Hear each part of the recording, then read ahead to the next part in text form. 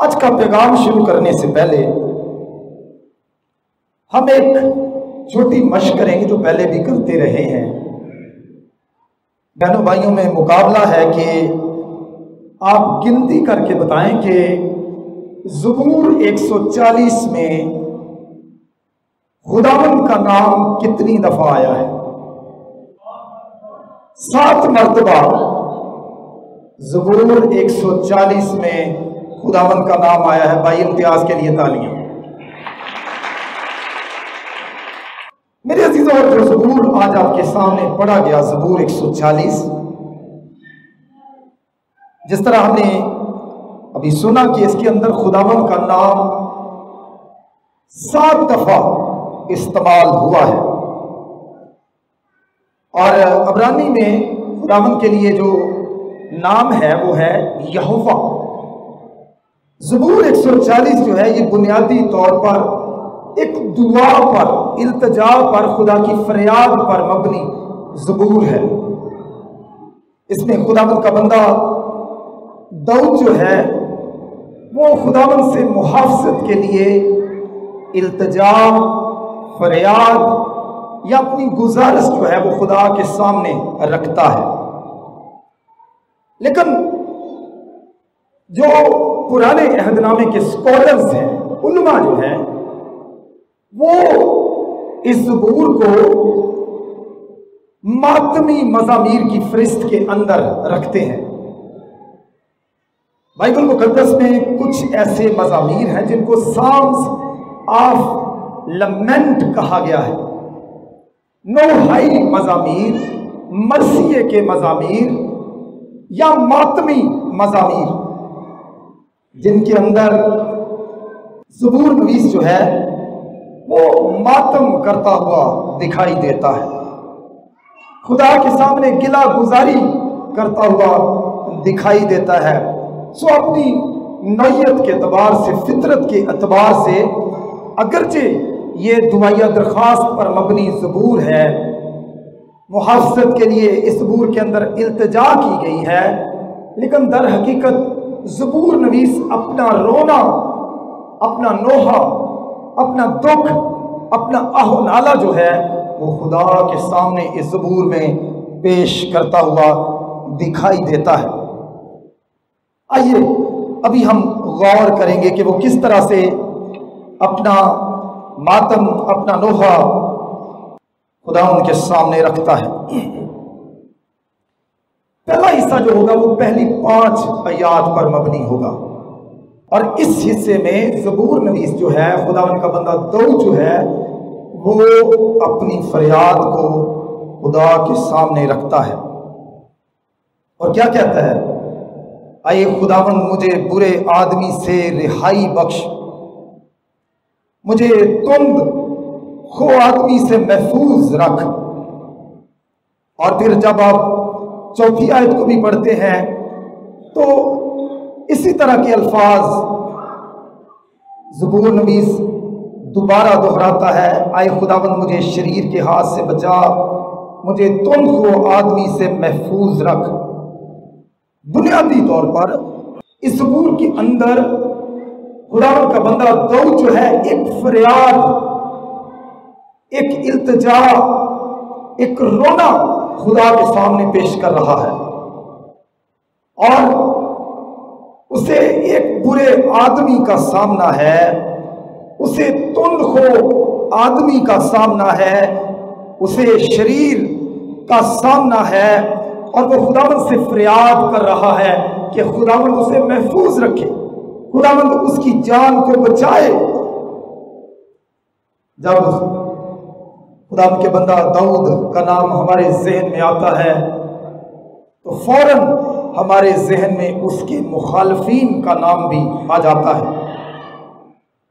مرد خدا داؤد کا سب سے بڑا مخالف جو شخص ہو گیا جب اس نے جاتی جولیت کو مارا، اور جاتی جولیت کو مارنے کے بعد جب وہ واپس لوٹا تو عورتیں کیا گاتی تھی؟ ساؤل نے تو ہزاروں کو مارا مگر داؤد نے لاکھوں کو مارا۔ اس دن سے ساؤل بادشاہ اس کا جانی دشمن بن گیا۔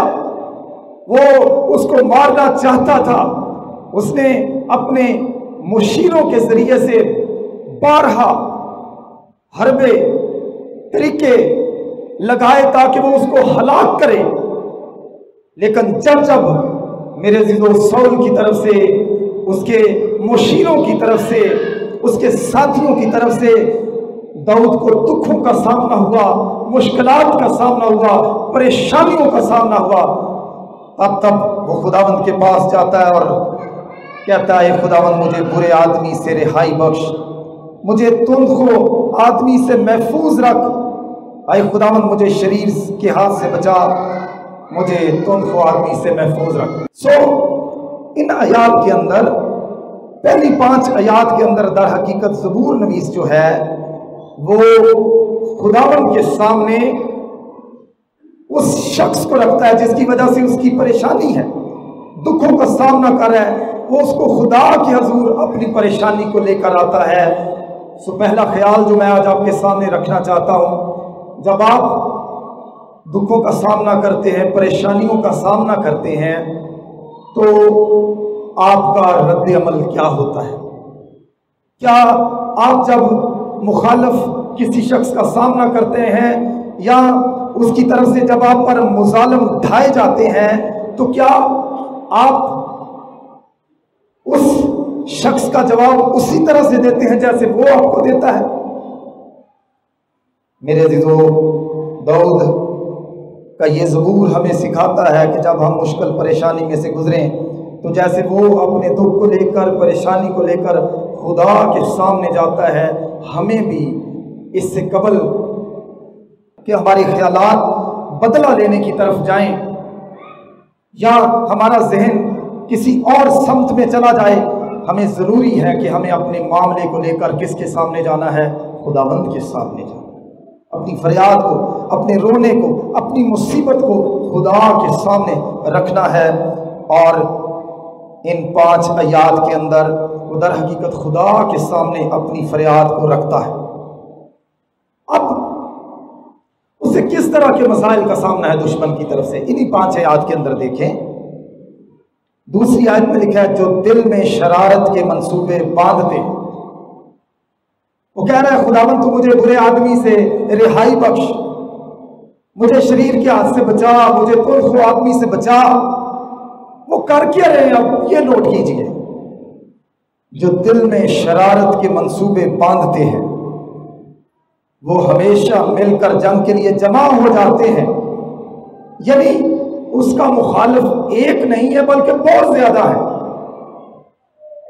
جو دل میں شرارت کے منصوبے باندھتے ہمیشہ مل کر جنگ کے لیے جمع ہو جاتے، انہوں نے اپنی زبان سانپ کے زہر سے تیز کر رکھی ہے، ان کے ہونٹوں کے نیچے افعی کا زہر ہے۔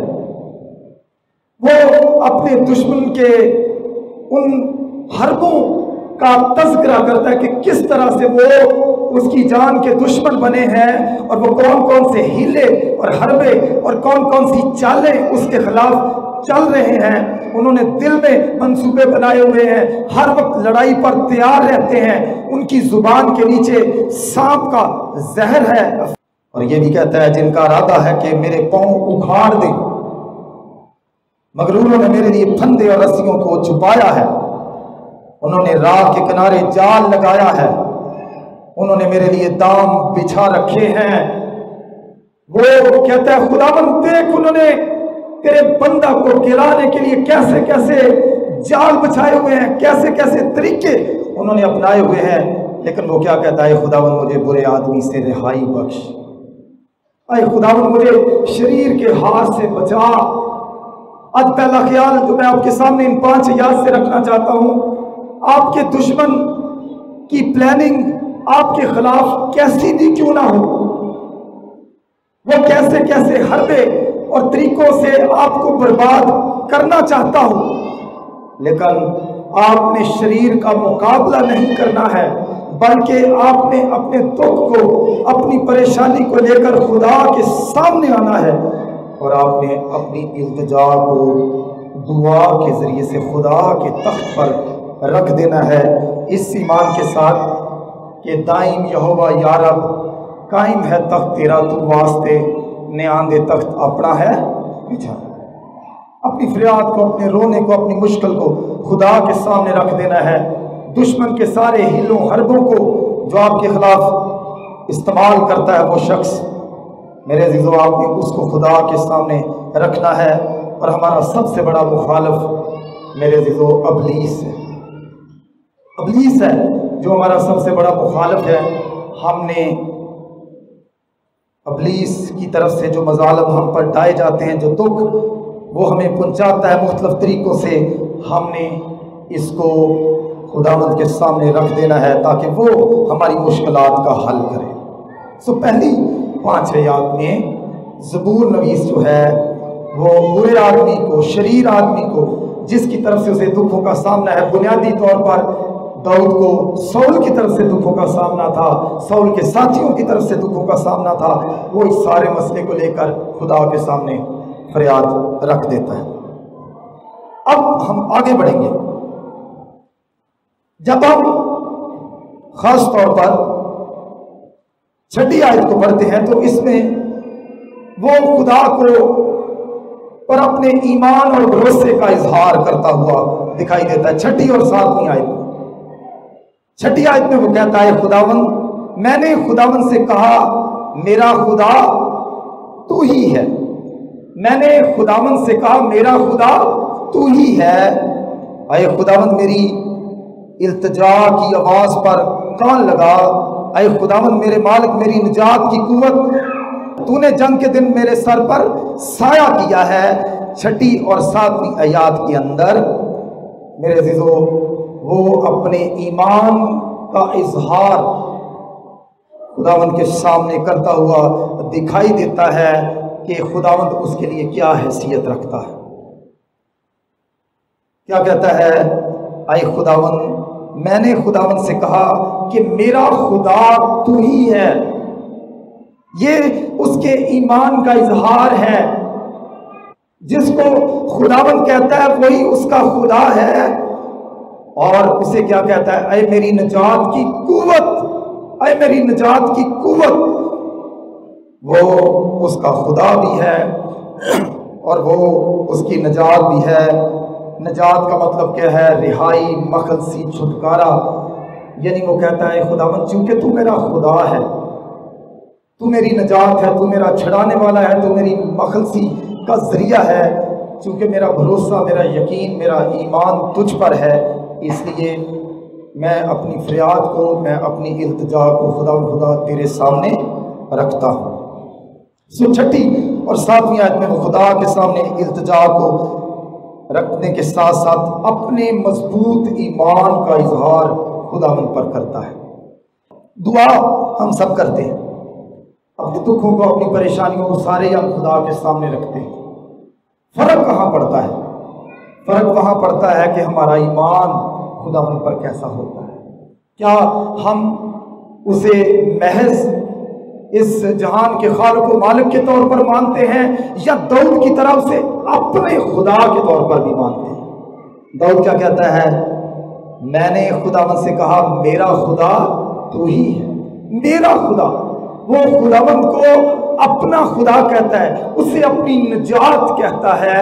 हमारी दुआएं उसी वक्त खुदा के हुजूर बखूर की मानद कबूल होती हैं जब खुदावंद दूसरों का खुदावंद नहीं होता बल्कि हमारा भी खुदावंद होता है। वो दूसरों की निजात नहीं होता महज, बल्कि वो हमारी भी निजात होता है। सो 6 और 7 आयत में उसे अपना खुदावंद खुदा कहता है और उसे अपनी निजात कहता है। इसलिए जब भी हम अपनी फरियाद व इल्तिजाओं को खुदा के सामने लेकर आते हैं, हमें ये भी चेक करना है क्या उसे हम अपना खुदावंद मानते हैं, अपनी निजात मानते भी हैं निजात दहिंदा के तौर पर या नहीं। लेकिन दाऊद इन दोनों आयात में उसे खुदा भी मानता है और उसे अपनी निजात भी मानता है।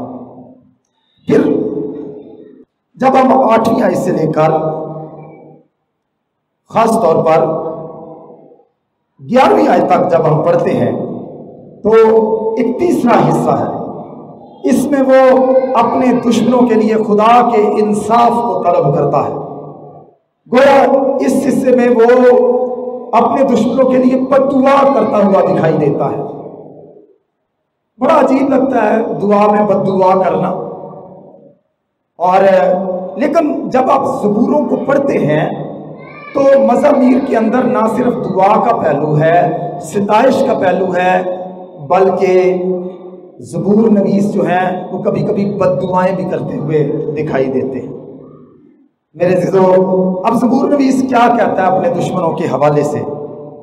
اے خداوند شریر کی مراد پوری نہ کر، اے خداوند شریر کی مراد پوری نہ کر، اس کے برے منصوبے کو انجام نہ دے تاکہ وہ ڈینگ نہ مارے، غرور نہ کرے، تکبر نہ کرے۔ ڈینگ مارنے کا مطلب یہ ہے مجھے گھیرنے والوں کے منہ کی شرارت ان ہی کے سر پر آ پڑے، ان پر انگارے گریں، وہ آگ میں ڈالے جائیں ایسے کڑوں میں کہ پھر نہ اٹھیں۔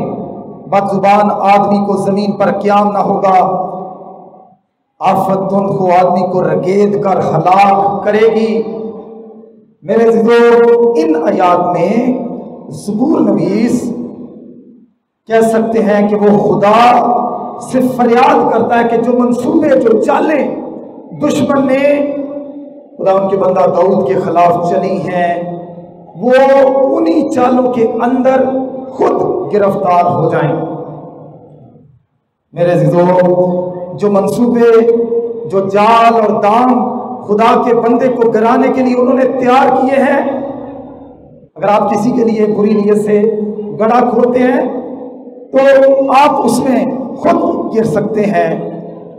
ان آیات کے اندر 8ویں آیت سے لے کر 11ویں آیت تک زبور نویس جو ہے، داؤد جو ہے، جو دشمن نے چالیں ساری چلی ہیں، سارے منصوبے خدا کے بندہ داؤد کے خلاف بنائے ہیں، وہ ان منصوبوں کو لے کر خداوند سے فریاد کرتا ہے کہ خداوند جو منصوبے انہوں نے میرے خلاف بنائے ہیں وہ خود ہی ان میں گرفتار ہو جائیں، ان کی مرادیں پوری نہ ہوں، ان کے منہ کی شرارت ان ہی کے سر پر آ جائے، ان پر انگارے گرے۔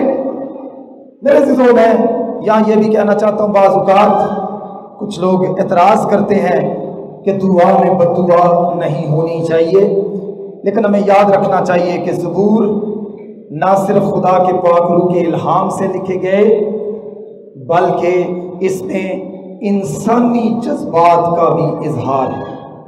یہ خدا کا بھی کلام ہے اور خدا سے بھی کلام ہے۔ مزامیر جو ہے، یہ نقطہ غور کیجئے، زبور خدا کا کلام بھی ہے اور خدا سے کیا گیا کلام بھی ہے۔ جب ہم دعا کرتے ہیں تو ہم خدا سے ہم کلام ہوتے ہیں، ہم خدا سے بات کرتے ہیں، ہم اپنے جذبات کا اظہار خدا کے سامنے کرتے ہیں۔ لیکن میں یہ سمجھتا ہوں اگر کوئی شخص ایسی دعا کرتا ہے تو اس کو برا نہیں سمجھنا چاہیے، لیکن ہمیں یاد رکھنا چاہیے بجائے اس کے کہ انسان بدلہ لے خود، اگر کسی نے آپ کو گالی دیا آپ اس کو گالی دیں، اگر کوئی شخص آپ کو مارتا ہے تو آپ تھپڑ ماریں، یہ درست طریقہ نہیں ہے۔ درست طریقہ کیا ہے کہ آپ انصاف کے لیے خداوند کو درخواست کریں، اے خداوند انہوں نے میرے خلاف برا منصوبہ بنایا ہے، تو اس منصوبے کو کامیاب نہ ہونے دے، بجائے اس کے کہ جو منصوبہ انہوں نے بنایا ہے اس کے برعکس ایک منصوبہ ہم بھی تیار کر لیں۔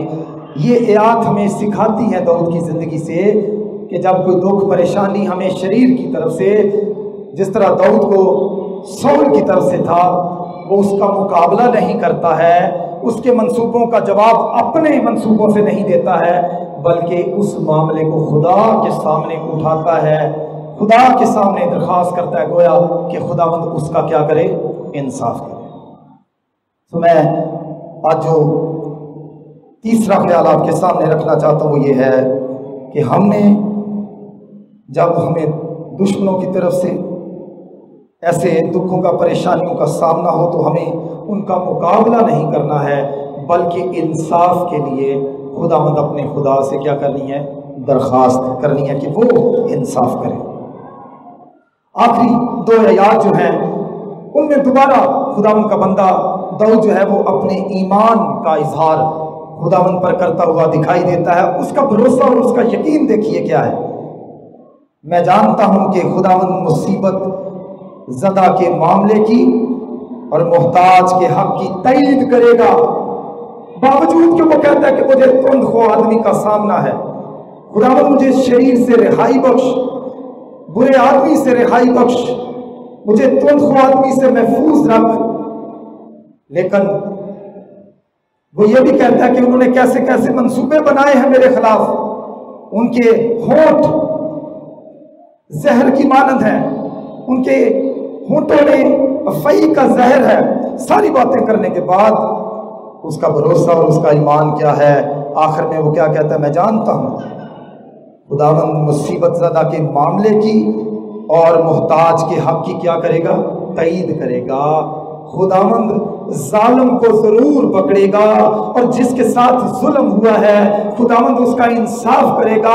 मैं मजलूम हूं, सौल जालिम है, उसके साथी जालिम हैं जिन्होंने मेरी जान की हलाकत का मंसूबा बनाया है, लेकिन मेरा ईमान क्या है, खुदावंद मेरे हक की तईद करेगा, खुदावंद मेरे हक की तईद करेगा। और 13वीं आयत में लिखा है, यकीनन सादक तेरे नाम का शुक्र करेंगे और रास्तबाज तेरे हजूर में रहेंगे।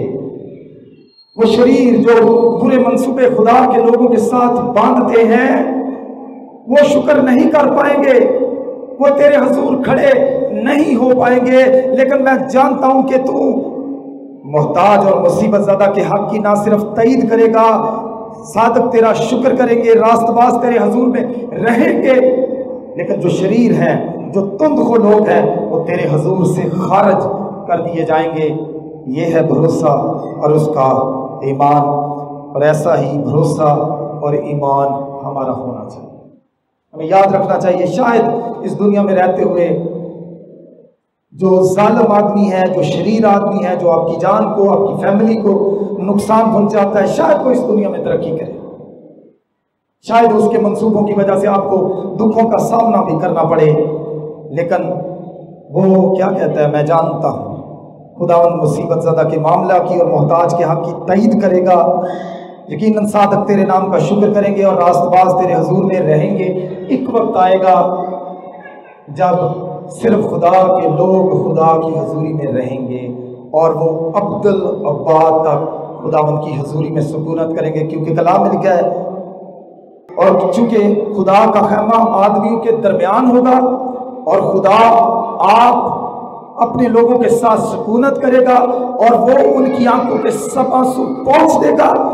इसके बाद ना मौत रहेगी, ना मातम रहेगा, ना आहनाला। वो क्या कहता है, देख मैं सब चीज़ों को नया बना देता हूँ। सो आज ज़बूर 140 से हमने ये सीख कर यहाँ से जाना है कि जब कभी मुश्किल हो, परेशानी हो, कैसे भी हालात का सामना हमें क्यों ना हो, कैसे तलख तजर्बात का हम सामना क्यों ना कर रहे हों, इससे बेशतर कि हम कोई अपना तरीका सोचें, हमें सबसे पहले खुदावंद के सामने आना है, अपनी फरियाद को, अपने दुख को, अपने रोने को खुदा के सामने रखना है, खुदावंद पर अपना भरोसा। 6ठी आयत से लेकर 7वीं आयत तक हमने देखा कि ज़ाहिर करना, वो उससे कहता है, आई खुदावंद तू मेरा खुदा है, तू मेरी निजात है।